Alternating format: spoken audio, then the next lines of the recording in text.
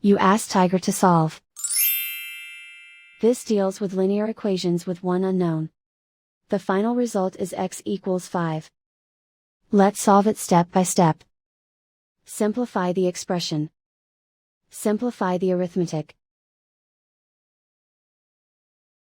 Group all constants on the right side of the equation. Subtract 25 from both sides. Simplify the arithmetic.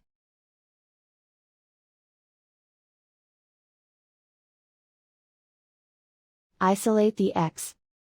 Divide both sides by 1.057. Simplify the arithmetic.